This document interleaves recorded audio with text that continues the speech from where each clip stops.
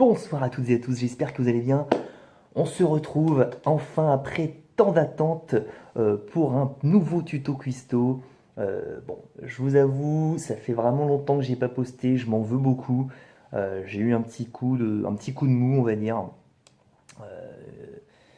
Un petit coup de mou parce que voilà, je sentais que déjà il fallait que je trouve du contenu pour la vidéo et c'était un peu compliqué, donc je savais pas trop ce que je pouvais vous faire, vous fournir en contenu, et aussi parce que je sentais qu'il y avait un désintéressement euh, de votre part aussi, parce que j'ai remarqué qu'il y avait moins de commentaires sur les vidéos, au niveau des vues ça restait correct, donc ça m'a fait mal, mais je me suis relevé de ça, je me suis dit il faut pas se laisser abattre, il faut poursuivre, il faut continuer l'aventure.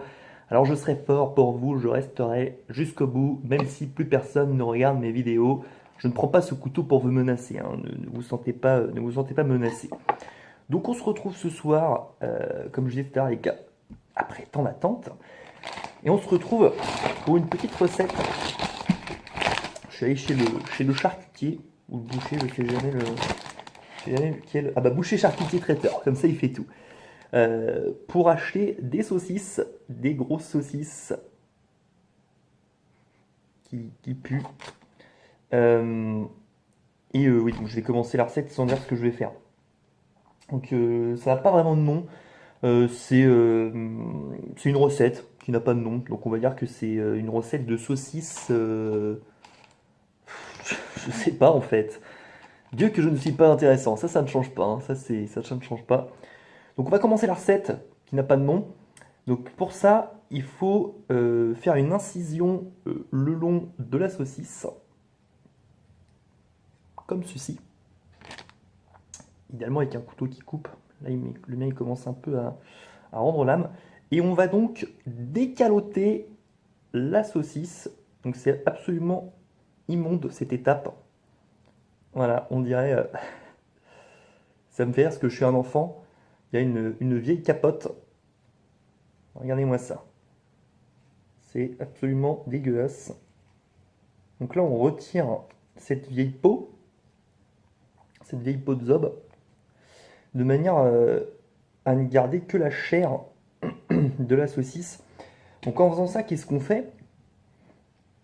Eh ben, on va venir vraiment prendre les saveurs et les garder, vraiment uniquement les saveurs de la saucisse.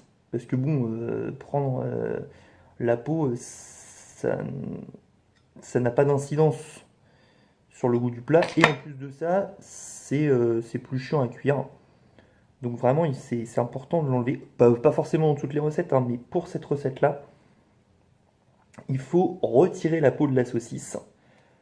Donc, ce qui va suivre, ça va être du décalotage.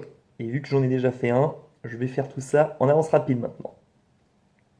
Donc voilà, on est de retour. Donc là, on a 4 jolis étrons décalotés qui sont désormais nos saucisses. Donc on va mettre ça de côté. Ensuite, on va entamer une phase de découpe. Donc je vais découper un poivron et un oignon. Normalement, j'étais censé avoir un oignon rouge pour cette recette, mais malheureusement, je l'ai très mal choisi. Et du coup, je me suis retrouvé avec un oignon qui était déjà pourri en fait. Donc tout mou, avec les vieilles taches blanches. Donc j'ai préféré le mettre à la poubelle pour ne pas me rendre malade en dégustant cette très bonne recette. Je vais à nouveau faire un petit peu d'avance rapide parce que bon, peler un oignon et le couper, c'est clairement pas intéressant et c'est pas ça qui nous intéresse. Et voilà pour l'oignon. J'ai un petit peu hésité au début parce que je ne me souvenais plus de comment il fallait le couper, mais il faut que ce soit en fait des petites lamelles comme ça. Donc c'est pour ça que j'ai eu un moment d'hésitation et que après du coup je n'ai plus hésité et j'ai coupé tout bien comme il fallait. Vous ne remarquerez que je ne pleure pas parce que je suis un génie de la découpe. Bon, évidemment je dis ça et ça commence à me picoter les yeux. Mais je suis un homme fort, je ne vais donc pas verser de larmes en direct, en live. Et ensuite, on va couper le poivron. Bon bah ça, hein, vous connaissez bien la technique. On part du haut, on coupe en arrondi pour récupérer un maximum. Je sais pas comment ça s'appelle. Je garde la peau, mais c'est pas vraiment de la peau. Alors là, par contre, ça a germé à l'intérieur. Il y a des bébés poivrons dedans. On les retire et je vais couper une fois de plus en accéléré. Voilà pour la découpe du poivron. Là où je suis un petit peu déçu, c'est que normalement dans cette recette, il faut... Ah non, je vous dis une connerie, en fait, il faut pas de piment rouge. Je pensais qu'il fallait du piment rouge, mais en fait non. Donc en fait, non, j'ai rien dit. Je dis de la merde pour changer. Donc maintenant, on va passer à la phase de cuisson des aliments. On va commencer par faire chauffer une poêle avec de l'huile d'olive. Je vous retrouve tout de suite pour la chauffe de la poêle et l'application de l'huile d'olive. À toutes. Et nous voilà avec notre poêle qui est en train de chauffer. Donc comme vous le remarquez, elle fait un petit peu dégueulasse, mais en fait c'est taché malheureusement, hein. J'ai pas géré une fois, j'ai cuisiné un petit plat un petit peu trop gras, ça a collé au fond et du coup, hop, ça a fait ces taches et je n'arrive pas à les enlever parce que je ne peux pas frotter avec le côté vert de mon éponge, sinon sous peine d'abîmer la poêle, ce dont je n'ai pas envie. Donc on va ensuite mettre un petit fond d'huile d'olive, comme vous venez de le voir, et on va attendre que l'huile d'olive chauffe un peu avant de rajouter nos petits oignons qui nous attendent sagement dans le coin là-bas. Voilà, donc maintenant que notre huile est bien chaude, je vais déposer les oignons. Voilà, en fait là c'est la partie où on va les cuire, d'ailleurs il faut que je baisse un peu. On va les cuire un peu dans l'huile. C'est la partie très désagréable où on a plein de petits morceaux d'huile qui nous tombent sur les doigts. Ça fait mal, mais c'est important. Donc là on va bien les faire baigner tout en les remuant pour pas qu'ils crament. Et on va les faire un petit peu caraméliser dans l'huile d'olive. J'ai profité que l'huile soit en train de chauffer pour couper aussi 2 gousses d'ail que j'avais oublié de couper tout à l'heure. Très important, les gousses d'ail ça ajoute beaucoup de saveur et ça aussi relève les saveurs des petits plats.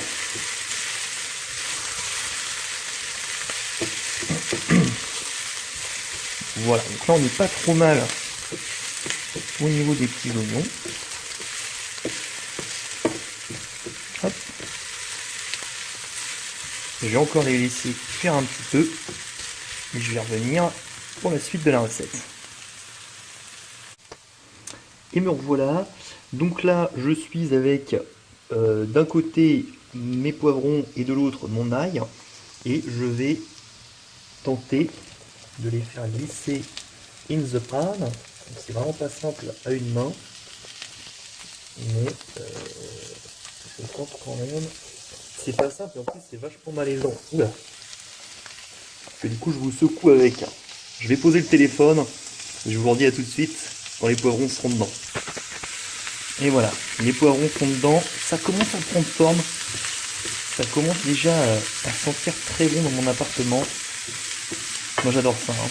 L'odeur de la cuisine, c'est ma passion. Donc là on va bien touiller, bien mélanger pour que l'ail soit dispersé un peu partout dans la poêle.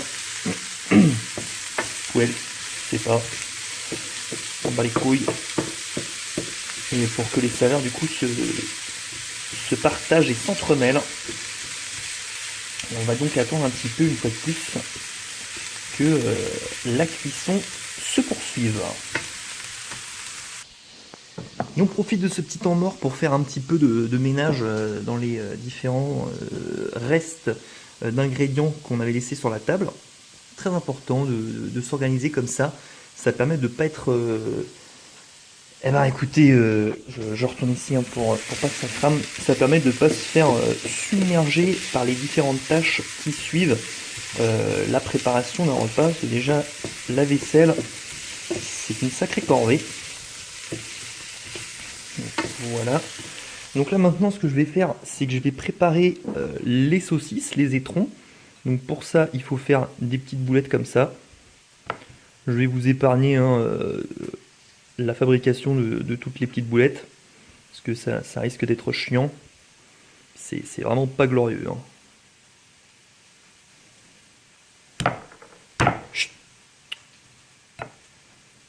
Allez, à toutes. Les étrons sont maintenant prêts. Ce qu'on va faire maintenant, je vais peut-être pas les mettre là parce que j'ai peur que ça explose. C'est déjà arrivé une fois. Et là, ce qu'on va faire, c'est qu'on va turn off the heat au maximum pour préparer l'arrivée des saucisses. Et on va préparer un genre de puits dans lequel on va déposer les sausages. Allez, casse-toi, s'il te plaît. Voilà. Donc là, le puits est prêt. Donc bien au maximum. Hop. Et pour ça.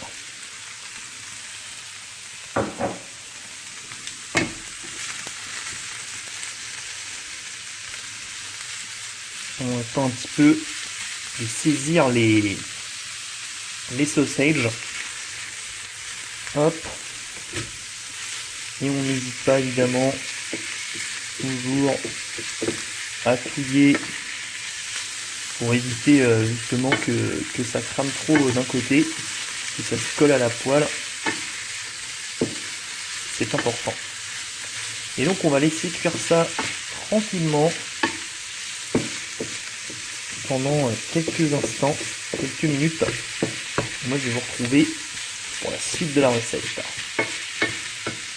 Donc, nous voilà, j'ai fait une boulette. J'ai oublié de mettre de l'eau à chauffer pour le bouillon. Donc il ne faudra pas que vous oubliez un petit bouillon de poule. Ça va être pour la suite de la recette, pour faire cuire le riz en fait dans tout ça.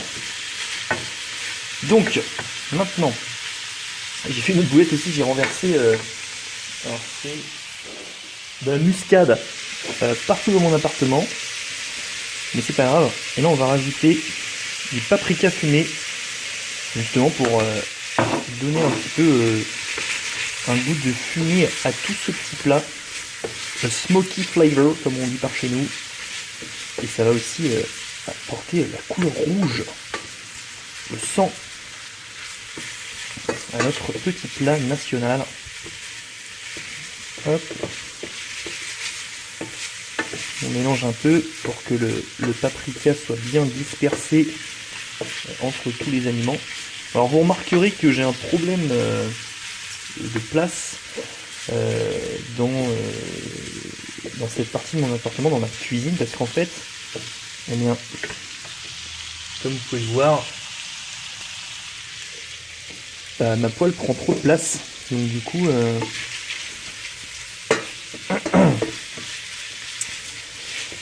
coup ça ne cuit pas forcément partout pareil, mais ça c'est pas très grave. Regardez-moi ça, franchement, ça n'a pas l'air excellent ça, hein. Ensuite, autre partie de la recette, putain. Heureusement que je suis un génie, hein. Coup de peau, il me reste un dernier sachet de riz que nous allons utiliser. On va baisser un petit peu encore. Nous allons utiliser pour ce plat. Allez, je vais l'ouvrir et je le reviens. Donc, le rice. Hop. On n'a pas beaucoup en quantité, mais c'est pas grave. Et là, en fait, on va venir pré-cuire, on va dire, le riz en l'imprégnant vraiment de toutes les saveurs qui sont présentes dans le plat. Alors par contre, je pense qu'il va vraiment y avoir un problème de quantité de riz par rapport à la quantité de viande dans le plat. Parce que là, j'ai 4 saucisses et j'ai un sachet de riz. Sachant qu'un sachet de riz, normalement, il m'en aurait fallu 2 en fait, je pense.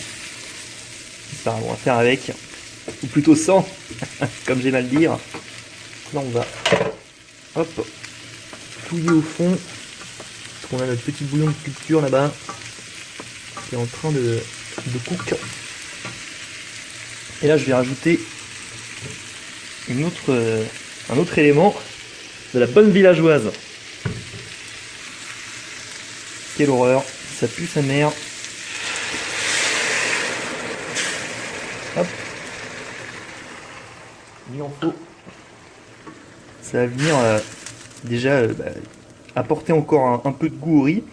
Et ça va venir faire ressortir en fait toutes les saveurs de ce qu'on avait précédemment mis dans le plat. Pour encore en imprégner le rice. Donc là je vais couper le feu au fond pour pas que mon bouillon de culture bout trop. Et là on va remonter ici pour justement faire bouillir notre vinasse pour que ça se réduise un petit peu cette histoire. On se retrouve tout à l'heure quand c'est reduced. Bon, j'ai été trop gourmand sur la vinasse malheureusement. Donc on va être un peu plus léger sur le bouillon. Il faut que ça couvre environ la moitié du plat. Donc tac, c'est pas très grave. C'est pourtant la 3e ou 4e fois que je fais ce plat. Et bon bah c'est la peur du live quoi, j'en perds mes moyens. Donc là maintenant, on va... Je veux pas perdre trop de riz. On va laisser bouillir un petit peu. Et après en fait on va réduire du coup la température de notre petite plaque. Je sais plus comment ça s'appelle, on s'en bat les couilles. Et on va laisser cuire pendant 15 à 20 minutes en venant de temps en temps touiller pour surveiller. Et en fait ça va apporter énormément de volume, tout ça, tout ce petit bouillon, plus la vinasse et le fait que ça réduise. Et ça va être vraiment excellent. Je pense aussi qu'il va falloir que je cuisine un peu plus les saucisses qui sont cuites que très peu malheureusement. Ah. Ah. Oups.